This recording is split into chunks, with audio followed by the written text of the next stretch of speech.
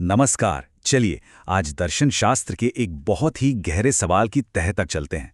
सवाल ये है कि हमारी अपनी पहचान, हमारा मैं और इस पूरे ब्रह्मांड का जो परम सत्य है, उसके बीच आखिर रिश्ता क्या है।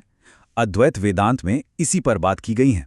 और यकीन मानिए, ये एक ऐसा विचार है जो हम कौन हैं, इस पूरी सोच को हिलाकर रख सकता है।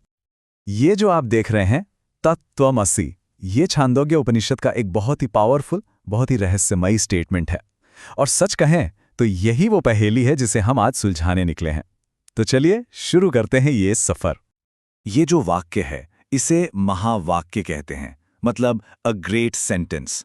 और यही आप कह सकते हैं कि अद्वैत वेदांत को समझने की चाबी है।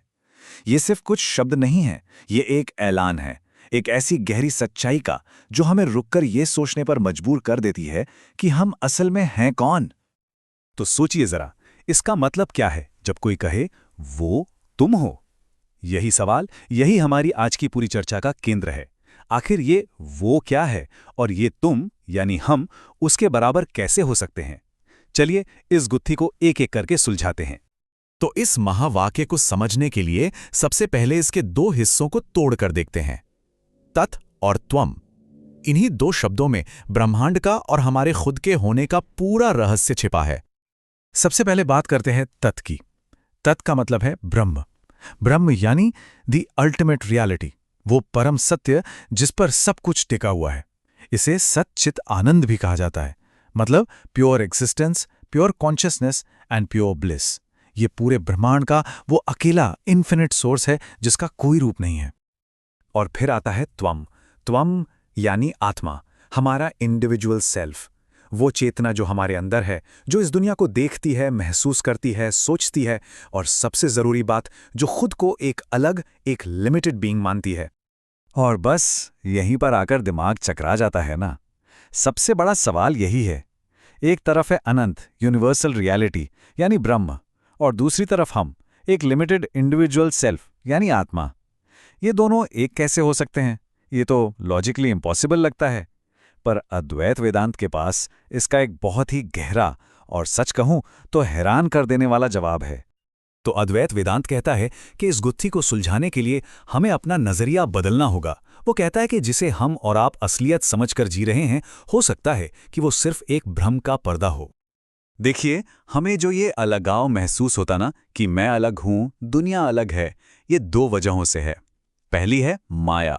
ये एक कॉस्मिक इल्यूजन है, एक ऐसी शक्ति जो उस एक परम सत्य को हजारों अलग अलग चीजों के रूप में दिखाती है। और दूसरी है अविद्या।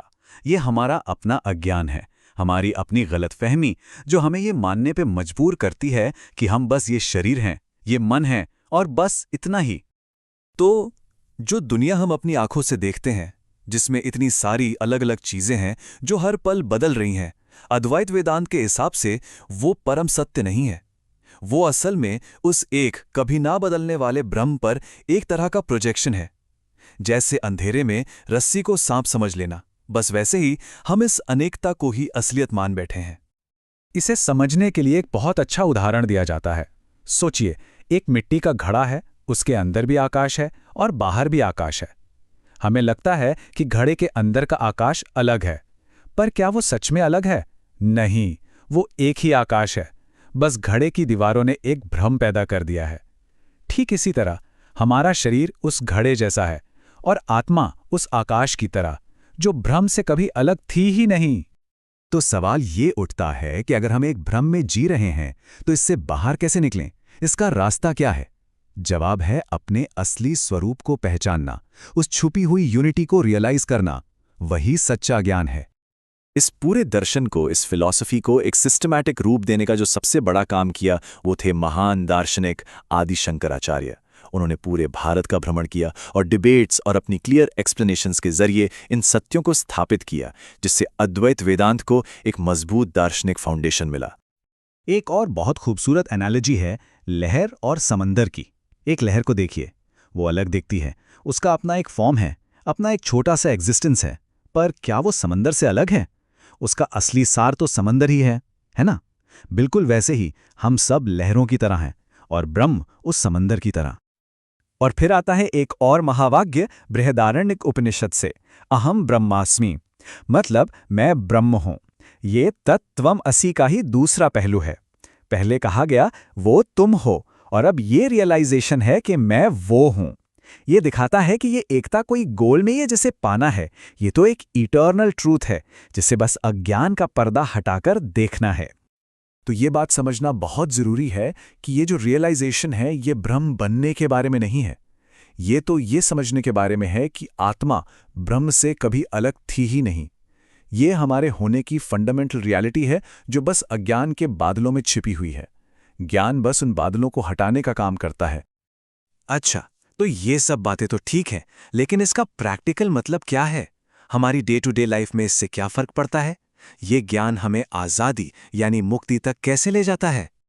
इसका जो अल्टीमेट गोल है वो है मोक्ष, यानी जन्म मृत्यु के साइकिल से, जिसे संसार कहते हैं, उससे पूरी तरह आज़ाद हो जाना। और यह आज़ादी मिलती है सेल्फ नॉलेज से, जब अविद्या यानी अज्ञान जड़ से खत्म हो जाता है। सोचिए, जब यह अलगाव का भ्रम ही मिट जाए तो डर, दुख, अकेलापन, ये सब भावनाएं भी तो अपने आप खत्म हो जाएंगी। इस रियलाइजेशन तक पहुंचने के लिए एक बहुत ही क्लियर 3 स्टेप पाथ बताया गया है। पहला है श्रवण, यानी किसी क्वालिफाइड सोर्स से इन टीचिंग्स को सुनना, समझना। दूसरा है मनन, जो सुना है उस पर गहराई से सोचना, रिफ्लेक्ट करना, अपने डाउट्स क्लियर करना। और तीसरा और आखिरी स्टेप है निधिध्यासन, यानी डीप मेडिटेशन, उस सच पर लगातार ध्यान लगाना जब तक कि वो सिर्फ एक आइडिया न रहकर आपका अपना पर्सनल एक्सपीरियंस न बन जाए। और इस प्रोसेस से होता क्या है, हमारा जो ये छोटा सा मैं है, हमारा ईगो, जो सारी परेशानियों की जड़ है, वो धीरे धीरे डिसॉल्व होने लगता है, घुलने लगता है। और पीछे क्या बचता है? बस हमारा असली स्वरूप, एक लिमिटलेस ब्लिसफुल कॉन्शियसनेस। तो हम इस चर्चा को यहीं एक बहुत गहरे सवाल पर छोड़ते हैं। अगर हमारा असली स्वरूप ये पूरा ब्रह्मांड है, तो फिर एक इंडिविजुअल होने का, एक व्यक्ति होने का क्या मतलब है? इस जिंदगी का, इस इंडिविजुअल एक्सपीरियंस का क्या मकसद है? इस पर सोचिएगा जरूर।